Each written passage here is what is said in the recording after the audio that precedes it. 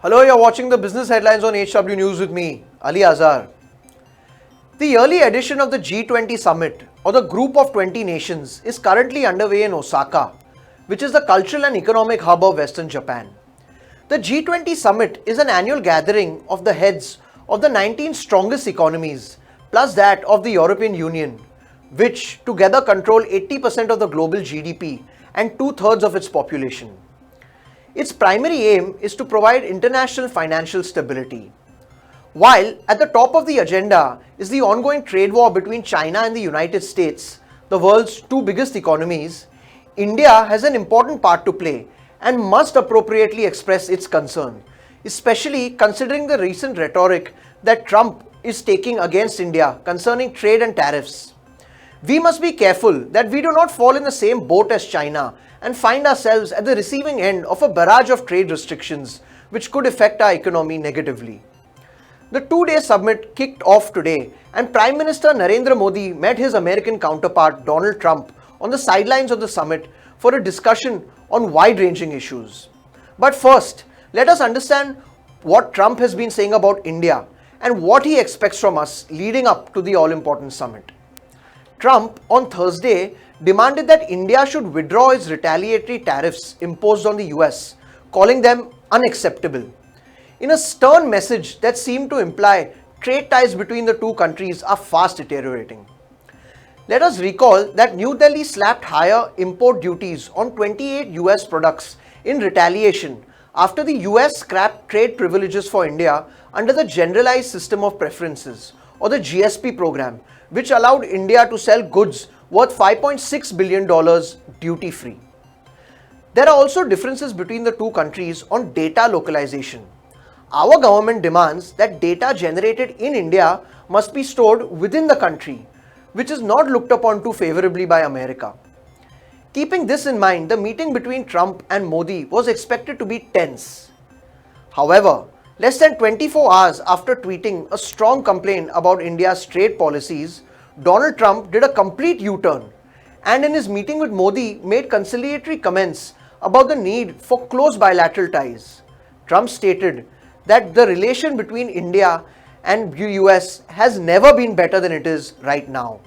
He further went on to say that his country is doing some very big things with India in terms of trade and manufacturing.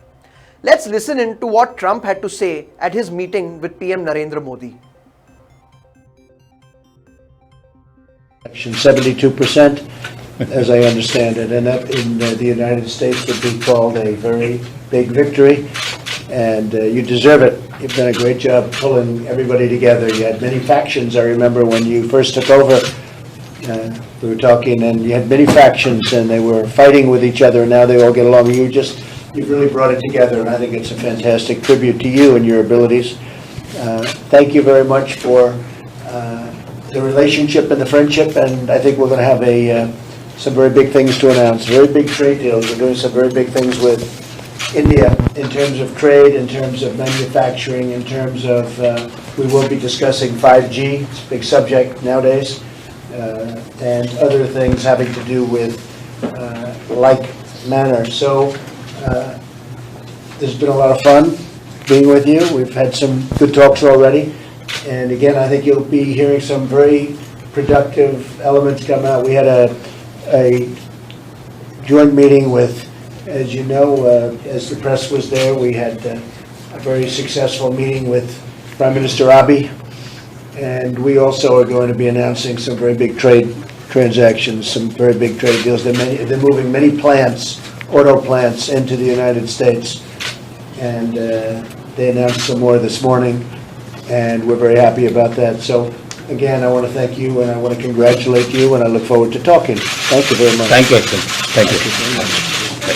Mr. President, what is the most important thing for India to do on trade? I think we just will continue to get along with India. India is doing very well as a country. We're doing very well as a country.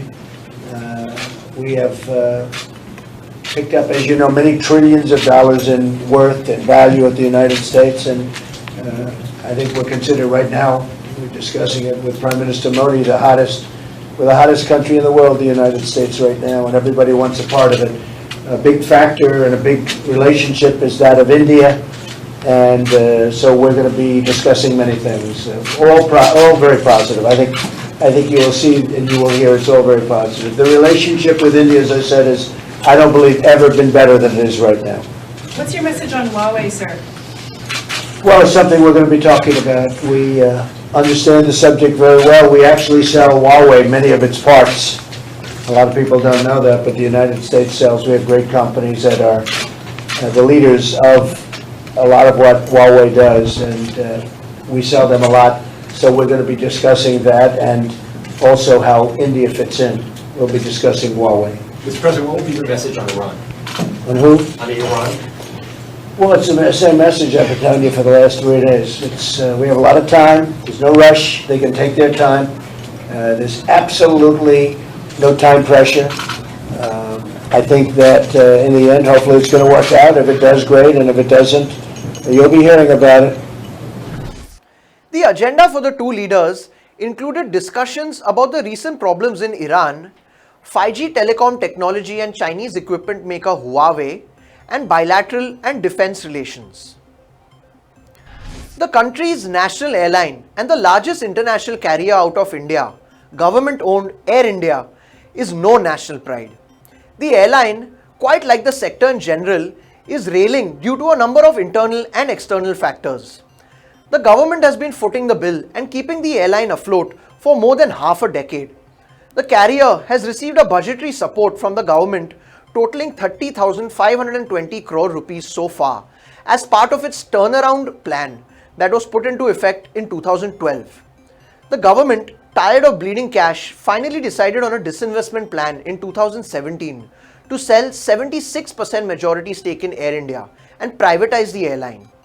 However, the disinvestment program conducted last year failed due to lack of interest from bidders. Subsequently, it was decided to put a temporary halt to the program due to volatile crude oil prices, fluctuations in exchange rates, and a non-conducive atmosphere. However, statements made by officials from the Ministry of Civil Aviation on Thursday now clarified that plans to sell the debt-laden state-run carrier are back on track, and the government expects to go forward with the disinvestment plan with a renewed vigor.